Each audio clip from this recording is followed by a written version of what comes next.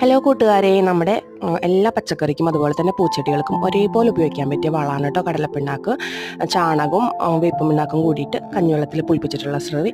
അപ്പം ഞാനിവിടെ പ്രധാനമായിട്ടും ഉപയോഗിക്കുന്ന വളം അതാണ് കേട്ടോ, ജൈവ രീതിയിൽ ചെയ്യുന്നത്. അപ്പോൾ അതാണ് പ്രധാനമായിട്ടും ഉപയോഗിക്കുന്ന വളം.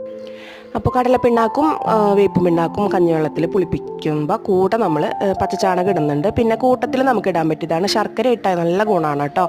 ശർക്കര നിർബന്ധമായിട്ടും ഇടാം. പിന്നെ അത് കൂടാണ്ട് നമുക്ക് ഗോമൂത്രം കിട്ടുകയാണെങ്കിൽ ഇടാം. അതുപോലെ ഏതെങ്കിലും പയറുവർഗ്ഗങ്ങൾ, കടലയോ പയറോ അങ്ങനെയൊക്കെ ഉള്ളത് നമുക്ക് കുതിർത്തിയിട്ട് അരച്ചിട്ട് യൂസ് ചെയ്യാം. പിന്നെ ചെറുപഴം യൂസ് ചെയ്യാം. ഇതൊക്കെ യൂസ് ചെയ്തിട്ട് നമുക്ക് 5 ദിവസം പുളിപ്പിച്ചിട്ട് ചെയ്യുകയാണെങ്കിൽ ഏറ്റവും നല്ല വളമാണ് കേട്ടോ. നല്ല റിസൾട്ടാണ് ചെടികൾക്ക്.